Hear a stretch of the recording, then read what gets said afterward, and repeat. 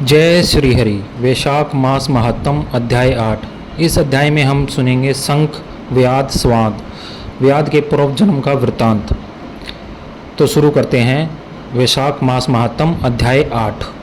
सुरतदेव जी कहते हैं, राजन, पंपा के तट पर कोई शंख नाम से प्रसिद्ध परम यशस्वी ब्राह्मण थे, जो बृहस्पति के सिंह राशि में स्थित होने पर कल्याणमयी गोदावरी नदी में स्नान करने के लिए गए। मार्ग में परम पवित्र भीमरथी को पार करने के लिए दुर्गम जल शून्य एवं भयंकर निर्जन वन से धूप से विकल हो गए थे। वैशाख का महीना था, दोपहर का समय था।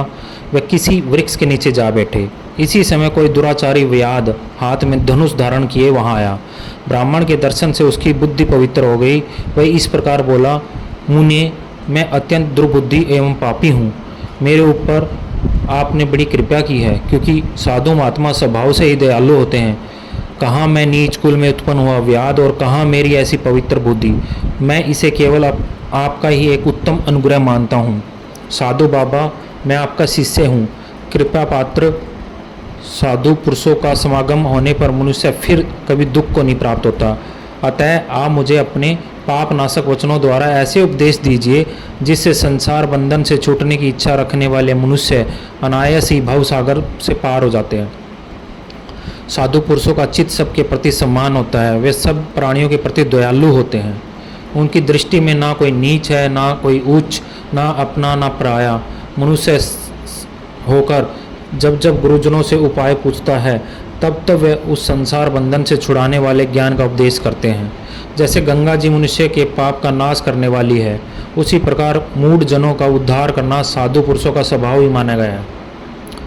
व्याध के ये वचन सुनकर शंख ने कहा, व्याध, यदि तुम कल्याण चाहते हो तो वैशाख मास में भगवान विष्णु को प्रसन्न और संसार समुद्र से पार करने वाले जो दिव्य धर्म बताए गए हैं उनका पालन करो।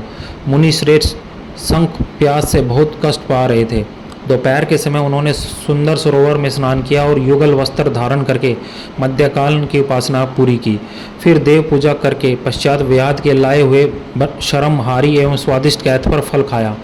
जब वो खा पी कर सुखपूर्वक विराजमान हुए, उस समय व्याध ने हाथ जोड़कर कहा, मुने, किस कर्म से मेरा तमो में व्याध कुल में जन्म हुआ और किससे ऐसी सद्बुद्धि तथा महात्मा की संगति प्राप्त हुई।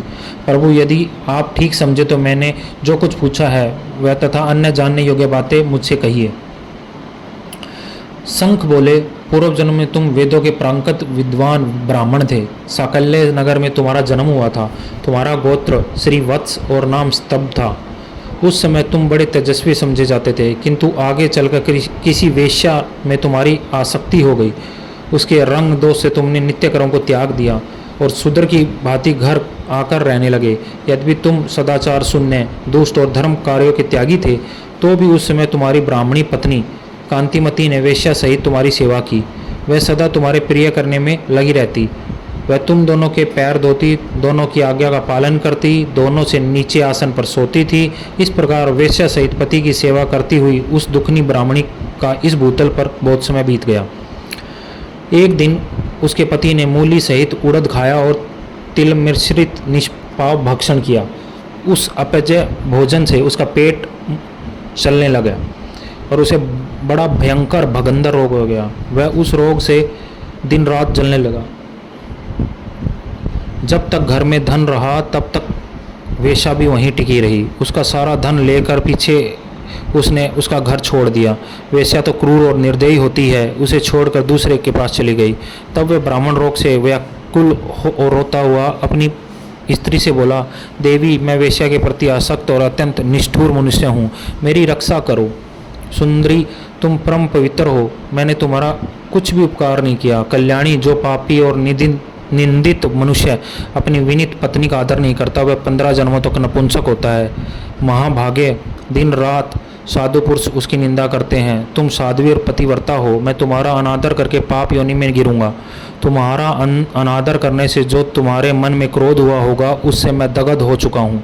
इस प्रकार अंत्योपयुक्त वचन कहते हुए पति से वह पतिव्रता हाथ जोड़कर बोली, प्राणनाथ, आप मेरे प्रति किए हुए व्यवहार को लेकर दुख ना माने, लज्जा का अनुभव ना करे। मेरा आपके ऊपर तनिक भी क्रोध नहीं है, जिससे आप अपने जगत को बतलाते हैं। पूर्व जन्म में किए हुए पाप इस जन्म में दुख रूप होकर आते हैं। जो उन दुखों को धैर्यपूर्वक सहन करती है वही स्त्री साध्वी बन जाती है और वही पुरुष श्रेष्ठ समझा जाता है। वह उत्तम वर्ण वाली स्त्री अपने पिता और भाइयों से धन मांगकर लाई और उसी से पति का पालन करने लगी। उसने अपनी स्वामी को साक्षात क्षीर सागर निवासी विष्णु ही माना है। वह दिन रात पति के मल मूत्र साफ करती और उसके शरीर में पड़े कष्टदायक कीड़ों को धीरे धीरे नख से खींच कर निकालती। ब्राह्मणी ने रात में सोती थी ना दिन में। अपने स्वामी के दुख से संतप्त होकर वह दुखनी सदा इस प्रकार प्रार्थना किया करती थी, प्रसिद्ध देवता और पितर मेरे स्वामी की रक्षा करे, इन्हें रोगहीन व निष्पाप करे। मैं पति के आरोग्य के लिए चंडिका देवी को भैंस का दही और उत्तम अन्न चढ़ाऊंगी। महात्मा गणेश जी की प्रसन्नता के लिए मोदक बनवाऊंगी। 10 शनिवारों को उपवास करूंगी। मीठा और घी नहीं खाऊंगी। मेरे पति रोगहीन होकर 100 वर्ष जिए। इस प्रकार देवी प्रतिदिन देवताओं से प्रार्थना करती। उन्हीं दिनों कोई देवल नामक महात्मा वहाँ आए। वैशाख मास में धूप से पीड़ित हो सायकाल के समय उस ब्राह्मण के घर में उन्होंने रुकना किया। ब्राह्मणी ने महात्मा के चरण धोकर उसे जल को मस्तक पर चढ़ाया और धूप से कष्ट पाए हुए महात्मा को पीने के लिए शरबत दिया।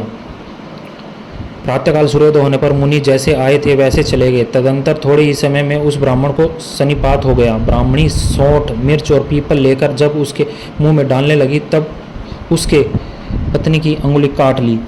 उसके दोनों दांत सहसा सट गए। ब्राह्मणी की उंगली का वह कोमल खंड उसके मुंह में ही रह गया। उंगली काटकर उस वेश्या का ही चिंतन करता हुआ ब्राह्मण मर गया। तब उसकी पत्नी कांतिमती ने कंगन बेचकर बहुत सा ईंधन खरीदा और चिता बनाकर उस साध्वी पति के साथ उसमें जा बैठी। उसने पति के रोगी शरीर का गान आलिंगन करके उसके साथ अपने आप को चिता में जला दिया। शरीर त्याग कर वह सहसा भगवान विष्णु के धाम में चले गई। उसने वैशाख मास में जो देवल मुनि को शरबत पिलाया और उसके चरणोदक को शीश पर चढ़ाया, इससे उसको योगी में परम पद की प्राप्ति हुई। तुमने अंत काल में वेश्या का चिंतन करते हुए शरीर त्याग किया था, इसलिए यह घोर व्याध के शरीर में आए हो और हिंसा में आसक्त हो उसको उद्वेग में डाला करते हो। तुम वैशाख मास में मुनि को शरबत देने के लिए ब्राह्मणी की अनुमति दी थी। उस पुण्य का आज व्याध होने पर भी तुम सब सुखों को एकमात्र साधन धर्म विषयक प्रश्न पूछने के लिए उत्तम बुद्धि प्राप्त हुई।